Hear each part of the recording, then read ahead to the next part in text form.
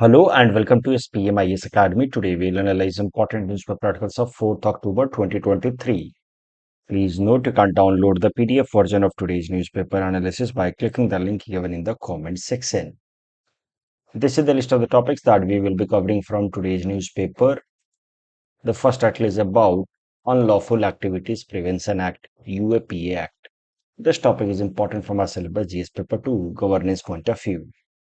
ये जो कानून है UAPA that was first passed in 1967। फिर बीच बीच में इसमें अमेंडमेंट्स लाए गए। मेजर अमेंडमेंट लाया गया था 2004 में, फिर दूसरा एक मेजर अमेंडमेंट लाया गया था 2019 में। ये जो कानून है, जैसा कि आपको नाम से ही समझ आ रहा है, इसका मेन पर्पस है हमारे देश के अंदर जो तमाम अनलॉफुल एक्टिविटीज हैं, जो हमारे देश की सिक्योरिटी के लिए, हमारे देश की टेरिटोरियल इंटीग्रिटी के लिए खतरा है, उन तमाम एक्टिविटीज को इस कानून की मदद से रिस्ट्रिक्ट किया जाता है। 2004 में इसमें एक मेजर बदलाव लाया गया। 2004 से पहले तक इस कानून में टेररिज्म शब्द को स्पेसिफिकली इंक्लूड नहीं किया गया था। तो 2004 से पहले मेनली इस कानून का इस्तेमाल किया जाता था ऑर्गेनाइज्ड क्राइम, स्मगलिंग या इंसर्जेंसी को रोकने के लिए। But in 2004, with help of an amendment, the word terrorist act was included in this law. So now this law specifically deals with the act of terrorism. इस कानून की मदद से टेररिस्ट ग्रुप्स को या टेररिस्ट इंडिविजुअल्स को restrict किया जा सकता है। तो टेररिस्ट ग्रुप्स को बैन किया जाता है। टेररिस्ट इंडिविजुअल्स के अगेंस्ट फिर स्टेट एक्शन ले सकता है कि ये इंडिविजुअल को हमने डेजिग्नेटेड टेररिस्ट डिक्लेयर कर दिया है, तो अब उसको जहां भी मिले उसको अरेस्ट करना है, उसके खिलाफ फिर प्रोसिक्यूशन करना है। सो this is how in 2004 this law was made specific as far as curbing terror activities are concerned. ये जो कानून है that is applicable for offences that are committed outside India also. मान लीजिए कहीं विदेश में किसी इंडियन एम्बेसी पे अटैक हो गया, तो उस केस के लिए भी ये कानून एप्लीकेबल होगा। And this law is applicable for both Indian as well as foreign nationals. इसके अंतर्गत फॉरेन नेशनल्स को भी चार्ज किया जा सकता है। और इस कानून के अंतर्गत जो हाईएस्ट सजा है, हाईएस्ट जो सेंटेंस है that is death penalty. Unlawful activities prevention act, ये कानून इंपॉर्टेंट क्यों है? ये इंपॉर्टेंट है ताकि हमारे देश की सोवरेनिटी और इंटीग्रिटी बनी रहे। हमारे देश के अंदर कई सारे सेक्सेशनिस्ट टेंडेंसीज हैं, मतलब सेपरेटिस्ट टेंडेंसीज, अलग देश चाहिए, तो जैसे खालिस्तानी आपको पता है। सो ऐसे एक्टिविटीज को अगर रोकना है तो we need to have a strict law, and that purpose is fulfilled with help of this law. Law and order को मेंटेन करने के लिए, in order to restrict organised crime, money laundering, trafficking, smuggling, इसको रोकने के लिए, terrorism के लिए we need a stringent law. उस केस के लिए भी this particular law is very useful. देखिए, तमाम जो ऑर्गेनाइजेशंस हैं जिसको यूएपीए एक्ट के अंतर्गत बैन किया गया है, जैसे semi, student Islamic movement of India, alpha, तो उसके अलावा national democratic front of Bodoland, तो ये तमाम ऑर्गेनाइजेशंस हैं इनको बैंड ऑर्गेनाइजेशन डिक्लेयर किया गया अंडर यूएपीए एक्ट। तो फिर उसके बाद जो हमारी इन्फोर्समेंट एजेंसीज हैं इन ऑर्गेनाइजेशंस के खिलाफ स्ट्रिक्ट एक्शन ले पाती हैं। इस कानून के अंतर्गत टेररिज्म से रिलेटेड, इंसर्जेंसी से रिलेटेड स्ट्रक्चर्स बनाए गए हैं, स्पेशल स्ट्रक्चर, जैसे कि स्पेशलाइज एजेंसी बनाई है गई है एनआईए। एनआईए को स्पेशल पावर दिए गए हैं with help of UAPA act in order to deal with terror activity. NIA national investigation agency. देखिए, जो 2008 में हमारे देश के अंदर टेरर अटैक्स हुए थे मुंबई में, उसके पहले तक टेरर रिलेटेड जो भी एक्टिविटीज होती थी उसका भी इन्वेस्टिगेशन का काम सीबीआई करती थी। जो प्रीमियर इन्वेस्टिगेशन एजेंसी हमारे देश के अंदर तमाम इन्वेस्टिगेशंस वही करती है। बट 2008 के टेरर अटैक के बाद भारत सरकार को इस बात का रियलाइजेशन हुआ कि टेरर रिलेटेड एक्टिविटीज के लिए we need to have a separate investigative agencies, और फिर बनाया गया NIA, national investigative agencies, national investigation agency. और एनआईए जो है उसको स्पेशल पावर दिए गए हैं under UAPA act in order to curb terror activities. उसके अलावा यूएपीए एक्ट के अंतर्गत स्पेशल कोर्ट्स बनाए गए हैं ताकि इंसर्जेंसी या टेरर रिलेटेड मामलों में जल्दी से जल्दी डिसीजन लिया जा सके। अदरवाइज आप सोचिए, टेरर रिलेटेड या इंसर्जेंसी रिलेटेड एक्टिविटीज में भी 10-10 साल या 15-15 साल का डिले होगा, तो how threatening it could be for unity and integrity of India, especially as far as our territorial integrity and sovereignty is concerned. तो ये सारे पॉइंट्स प्रूव करते हैं कि UAPA act is very important for India. But UAPA act को लेकर के कुछ कंसर्न्स भी हैं, जैसे इसके मिसयूज के केसेस भी सामने निकल करके आते हैं। ऐसा मानना है कि कई दफा अथॉरिटीज यूएपीए कानून का मिसयूज करती हैं in order to stifle genuine voice of dissent. देखिए, डेमोक्रेटिक सिस्टम में विरोध करना, dissent, opposition is an important aspect of democratic system. The government should be open to criticism. लेकिन कभी कभार ऐसा देखा जाता है, ऐसा मानना है कुछ क्रिटिक्स का, कि sometimes this law has been misused against genuine criticism, especially coming from journalists. For example, in 2021, a youth in Kashmir was making a video documentary related to daily life of common Kashmiris. तो कश्मीर के अंदर अभी भी development जो है वो काफी कम है, ऐसा कुछ डॉक्यूमेंट्री वो बना रहे थे। तो फिर उसके खिलाफ भी यूएपीए कानून का इस्तेमाल किया गया। The law is very vague, it talks about terror activities, but what exactly will be terror activity has not been defined. As I have already told you, it has become a tool to suppress genuine dissent by authorities. इसमें कई सारे जो legal जूरिप्रूडेंस हैं उसको reverse कर दिया गया है। तो नॉर्मली जो लीगल सिस्टम है हमारे देश का, उसमें नियम होता है कि जो भी अक्यूज्ड है उसको कुछ भी साबित नहीं करना है। It is the enforcement agency, जैसे कि पुलिस या सीबीआई, उसको साबित करना है कि ये गुनहगार है। लेकिन यूएपी एक्ट के अंतर्गत अगर रजिस्टर किया जाता है कोई केस, तो in that case the accused has the proof of, और या बर्डन ऑफ प्रूफ, यानी कि इस इंसान को अब साबित करना होगा कि ये दोषी नहीं है। So this reversal of legal jurisprudence makes it difficult for the accused to prove himself or herself innocent. तो ये तमाम चीजें हैं जो इस कानून को काफी स्ट्रिंजेंट बनाती हैं, सख्त बनाती हैं, and which provide enough scope for misuse. Disproportionately high punishment, तो बहुत ज्यादा स्ट्रिक्ट पनिशमेंट्स के भी प्रोविजंस हैं। देखिए, टेररिज्म के लिए तो फांसी की सजा हो सकती है, ऐसा तो सुप्रीम कोर्ट ने भी कहा है rarest of the rare case में। बट देन इस केस में हमने देखा है कि कई सारे एक्ट्स के लिए जितना नॉर्मल लॉ के अंतर्गत सजा होती है उससे काफी ज्यादा स्ट्रिंजेंट पनिशमेंट इस पर्टिकुलर केस के अंतर्गत है। अगर आप यूएपी एक्ट के अंतर्गत प्रोसिक्यूशन के केसेस देखें, प्रोसिक्यूशन में सक्सेस के केसेस देखें, तो यू विल फाइंड कि ओनली लेस देन 3% प्रोसिक्यूशन के या कन्विक्शन रेट है। तो कन्विक्शन रेट 3% से कम होने का क्या मतलब है कि अगर 100 लोगों के ऊपर केस होता है अंडर यूएपीए एक्ट, तो बस 3 लोगों के ऊपर वो केस साबित हो पाता है और उनको सजा होती है। 97 लोगों के ऊपर ये साबित नहीं हो पाता है। इसका मतलब ये है कि शायद से बहुत सारे केसेस में अथॉरिटीज यूएपीए एक्ट को बस ऐसे ही लोगों के ऊपर इम्पोज कर देती हैं, so that the genuine voice of criticism could be stifled. That could be one interpretation that is made by peoples union for civil liberty. ये एक एनजीओ है that works for civil liberties. उसने ये data coat करते हुए ये inference draw किया है कि 3% से कम कन्विक्शन रेट है, दैट इटसेल्फ प्रूव्स कि there is a high incidence of misuse of this law.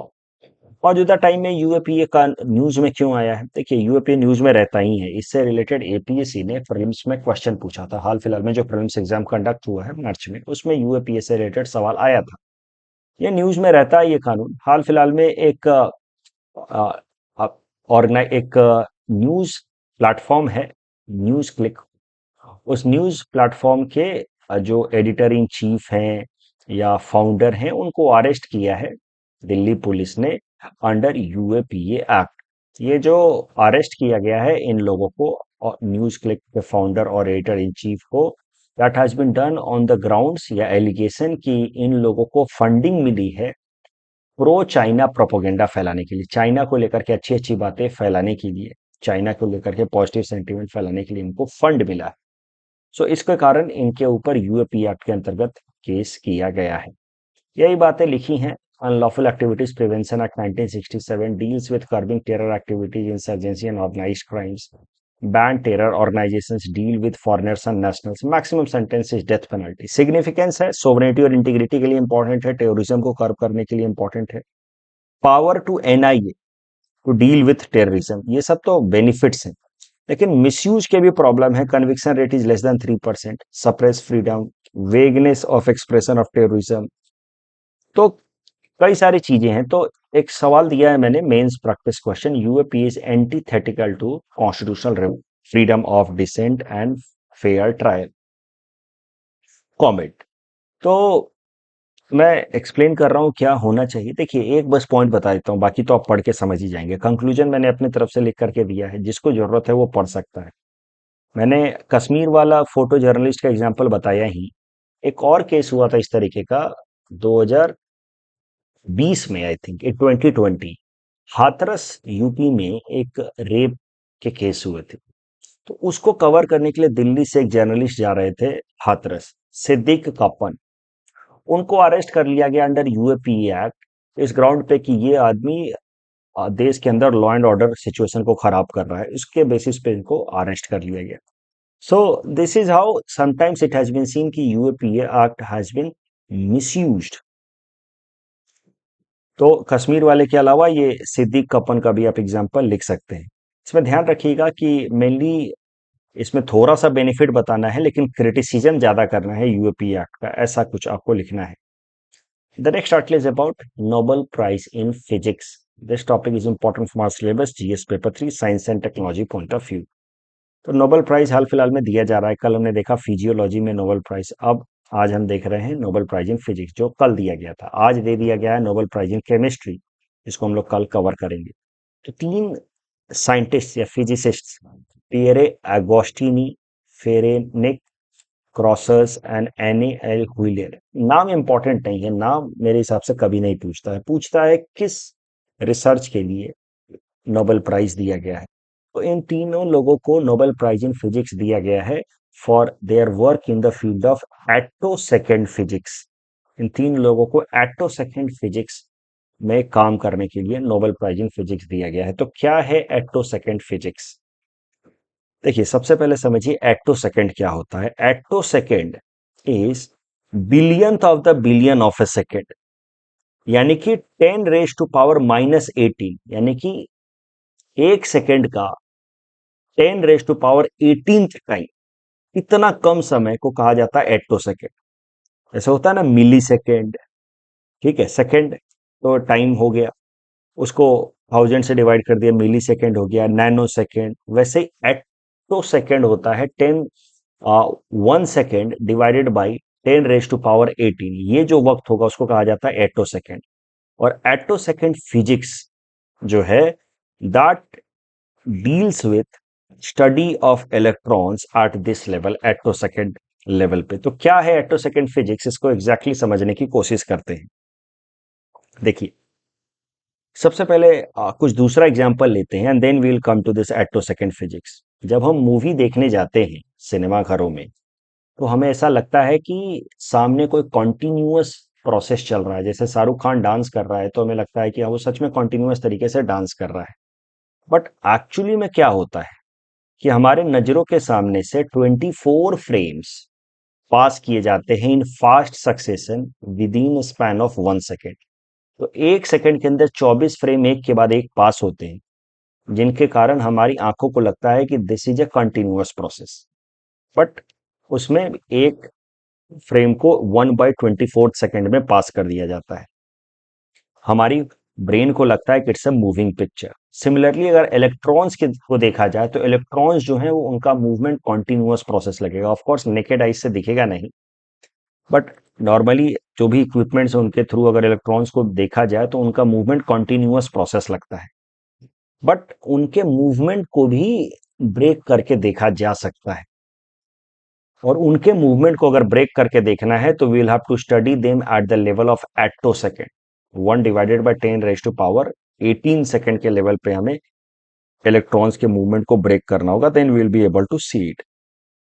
ये जो एटो सेकेंड फिजिक्स है, इसमें इन तीन रिसर्चर्स ने मिल करके ऐसे लाइट्स डेवलप किए हैं, pulses of light which can click picture at the level of एटोसेकेंड।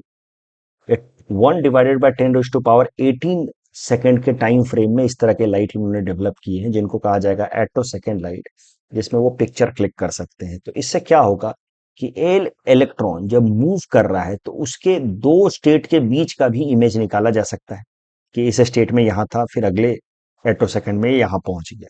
So this is how the exact movement of an electron or any other subatomic particles could be understood. You see, electrons move at a speed of 43 miles a second. मतलब आप समझिए 60 या 65 kilometre पर second की रफ्तार से चल रहे हैं। इस तरह के स्पीड को सीधा सीधा कैप्चर कर पाना तो इम्पॉसिबल है through the normal cameras that we are having. इसके लिए we need to have a special cameras, attosecond cameras, which produce extremely short pulses, and then they will be able to capture the movement of electrons.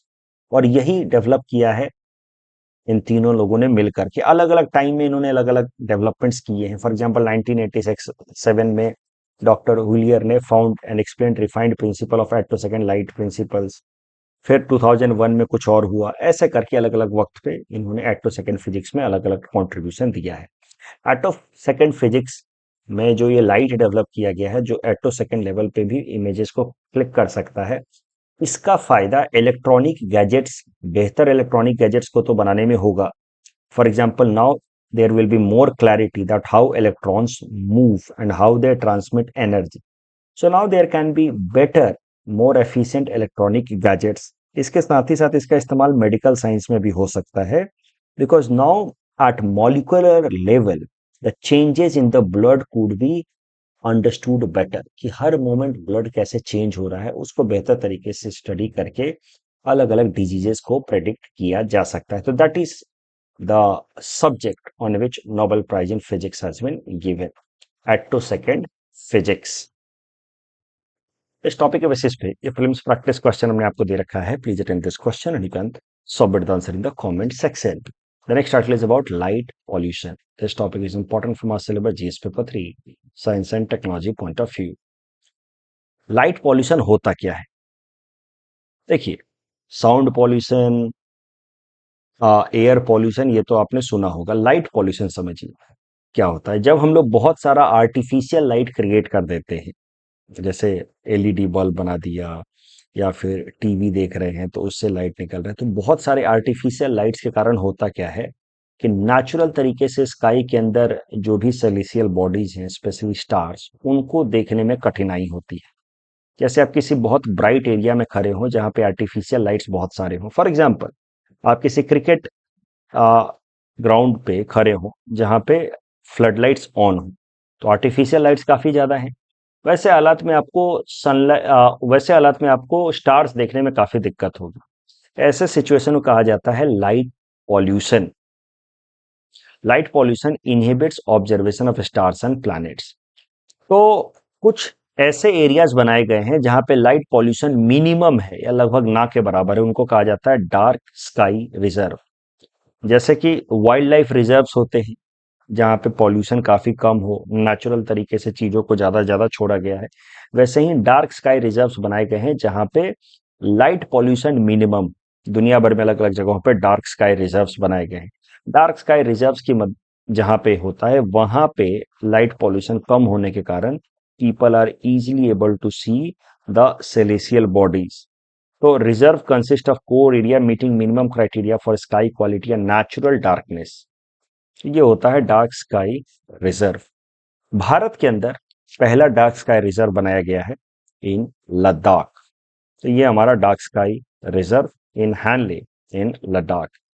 Dark sky reserve अलग अलग देशों में जो बनाया गया है उसको रिकॉग्निशन देता है आज an international dark sky reserve, एक ऑर्गेनाइजेशन जिसका नाम है इंटरनेशनल डार्क स्काई एसोसिएशन। तो इंडिया के अंदर हैनले में, लद्दाख में, हैनले रीजन ऑफ लद्दाख में बनाया गया है डार्क स्काई रिजर्व, और उसको फिर अप्लाई किया गया है एट आईडीएस से, international dark sky association, for getting international recognition. तो जल्द ही लद्दाख को इंटरनेशनल रिकॉग्निशन भी मिल जाएगा। ये बात याद रखना है, India has just one dark sky reserve that is at Ladakh. इस टॉपिक के बेसिस पे प्रीलिम्स प्रैक्टिस क्वेश्चन हमने आपको दे रखा है. Please attend this question and you can submit the answer in the comment section. The next article is about pygmy hog conservation program. This topic is important from our syllabus GS paper 3 environment point of view, also useful for GS paper 5 Assam issues point of view. Pygmy hog होते क्या है? देखिए काफी छोटे size के ये pigs होते हैं. देखने में ये रैट और पिग का मिक्सचर लगेंगे. हैं ये पिग ही, बट रैट के टाइप के, रैट के साइज के पिग्स हैं ये. इनको कहा जाता है pygmy hogs, very small sized pigs. तो एग्जैक्ट याद करने की जरूरत नहीं है, but just to give you an understanding in right perspective, आप देखोगे तो आपको पता चलेगा कि ये these are about 55 to 70 centimetre long and hardly 30 to 20 to 30 centimetre of height with a tail basically of 2.5 centimetre. Weight भी काफी कम रहता है, 10 केजी के आसपास रहता है. They are mammals. इनकी पॉपुलेशन लगातार गिर रही है. इसी कारण से इनको क्रिटिकली इंडेंजर्ड कैटेगरी में रखा है IUCN ने in its red data book. अगर पिग्मी हॉक्स की पॉपुलेशन देखी जाए तो थोड़ा बहुत इनका वायबल पॉपुलेशन बचा है only in Manas tiger reserve of Assam. They prefer to live in grasslands. Pygmy hogs की अगर बात की जाए तो they were considered to be extinct. पूरी तरह से खत्म हो गई है इनकी पॉपुलेशन, ऐसा माना जाता था. But then few pygmy hawks were seen in Manas National Park in 1971. तो फिर इनके पॉपुलेशन को रीडेवलप करने के लिए, रिवाइव करने के लिए असम सरकार ने इनिशिएटिव लिया पिग्मी हॉग कंजर्वेशन प्रोग्राम 1996 में. इस पिग्मी हॉग कंजर्वेशन प्रोग्राम के अंतर्गत पिग्मी हॉग कंजर्वेशन सेंटर खोला गया गुवाहाटी में, जहां पे कुछ पिग्मी हॉक्स को लाया गया. स्टार्टिंग में 6 पिग्मी हॉक्स लाए गए, 2 मेल 4 फीमेल, जहां पे ब्रीडिंग शुरू कराई गई पिग्मी हॉक्स की. और नए नए पिग्मी हॉक्स जब ब्रीड होते गए तो उनको ले जा करके फिर फॉरेस्ट एरिया में रिलीज किया जाना शुरू कर दिया गया. इस तरीके से पिग्मी हॉक्स की पॉपुलेशन बढ़ाई गई है over a period of time. आज के डेट में इनकी पॉपुलेशन लगभग वाइल्ड एरिया में 200 के आसपास है, which is a great achievement. So this is the pygmy hog conservation programme. इसी से रिलेटेड ये करंट न्यूज है कि release of 18 pygmy hogs likely to boost conservation efforts at Manas. तो pygmy hog conservation centre Guwahati से 18 पिग्मी हॉक्स को ले जाकर के मानस रीजन में रिलीज किया गया है. तो आप अगर इस बार का APSC मेंस का क्वेश्चन देखोगे, जो अभी मेरे हिसाब से जुलाई में हुआ था, उसमें एक क्वेश्चन था GS पेपर 5 में, असम वाले में. What do you mean by ex situ and in situ conservation? Give examples. With which conservation initiative is more important according to you? अगर आप एक्स सीटू और इन सीटू का कंजर्वेशन देखो, ex situ मतलब कहीं और ले जाकर के कंजर्वेशन किया जाए, तो इसका एग्जांपल हो गया जू. जो अलग अलग जगहों पे जू है, वो भी तो कंजर्वेशन प्रोग्राम ही है. एक्स सीटू का एग्जांपल हो गया जैसे चीता रीजनरेशन प्रोग्राम. नामीबिया से हम चीता लेकर के आए, साउथ अफ्रीका से चीता लेकर के आए. एक्स सीटू कंजर्वेशन का एग्जांपल हो गया ये पिग्मी हॉक कंजर्वेशन प्रोग्राम. जबकि इन सीटू कंजर्वेशन का एग्जांपल हो जाएगा नेशनल पार्क या वाइल्ड लाइफ सेंचुरी.